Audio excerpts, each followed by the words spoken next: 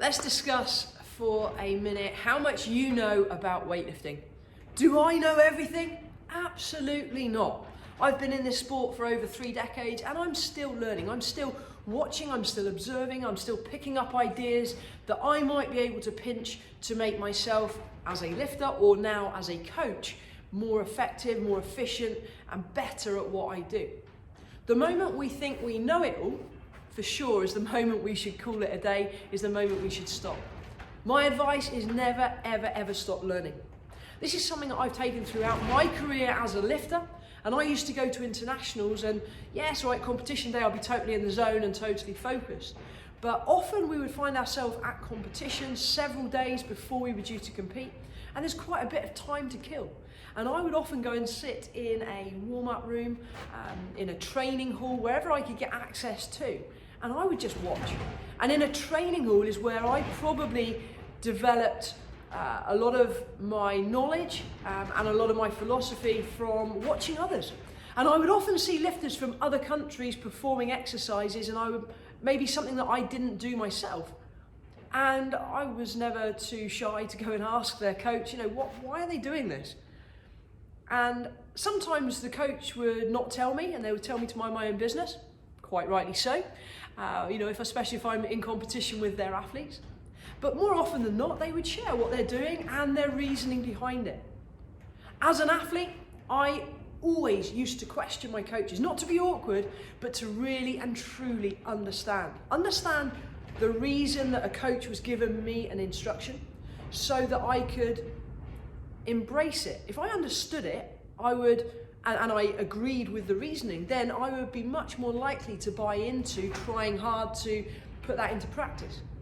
If it was a pretty rubbish reason that a coach gave me without decent understanding or backup evidence, then the chances are I wasn't going to do it. And I say to those that I coach, and I say to you now watching this, if you watch my videos and there's something that I've said that maybe doesn't make sense, drop me a message and ask me, challenge me. And I encourage that, because at the end of the day, if what I'm saying doesn't make sense, don't do it. Don't just follow me because I've got history in the sport. Don't just follow what some other coach tells you online. There are so many coaches out there that are scaring the life out of me when I see some of the rubbish that is being taught. I see them coaching positions and giving cues that are just not safe and are absolutely risking injury with their athletes. So I would encourage you to ask me questions if something that I've said is not clear, and challenge, because hey, that's how we learn. Let's have discussion, let's have debate, because not one way of coaching is going to suit everybody. I'm a strong believer in there being efficient ways to coach and less efficient ways, and I strongly believe, and I'm very passionate about what I do. But there is a reason behind everything that I coach, and that reasoning is something that's been developed over many, many years, several decades of being involved in this sport. It's not something that I've just read or I've tried and suddenly it works. No, these are things that I have experimented with myself as a lifter, as an athlete, and these are now things that I experiment with as a coach. And there are some things that I did maybe 20 years ago that I don't do now and I would never go back to. And likewise, there are things that I've yet to learn. So this is about how much you know as a lifter or as a coach.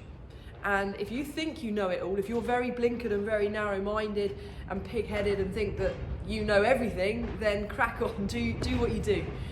But I would encourage each and every one of you to approach this sport with an open mind and try to accept that somebody over here who maybe you don't have a lot of time for might have a really good idea that is going to make a huge improvement or a huge benefit to you or those that you coach. On the flip side, you might have lots of time for this person, but they come up with some cue that you think, hang on, that doesn't make sense.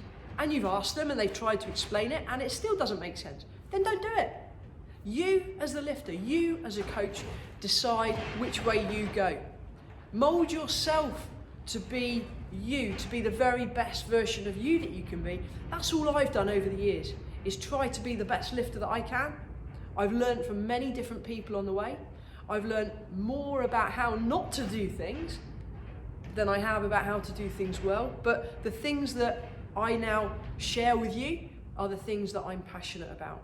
And hey, I would welcome anybody to send me a direct message if you've got an idea or something that you think maybe I haven't done or haven't tried, or you want me to discuss. If you're doing something that maybe I don't shout about and you really, really passionately believe in it, drop me a message, let me know, because I'm keen to pinch your ideas just as much as you're probably keen to pinch mine. So, I would encourage you now to go away from here and think open-minded. Try to find that one little thing that is going to make a difference to the way that you perform or the way that you coach, to be the very best that you can be. Good luck with it.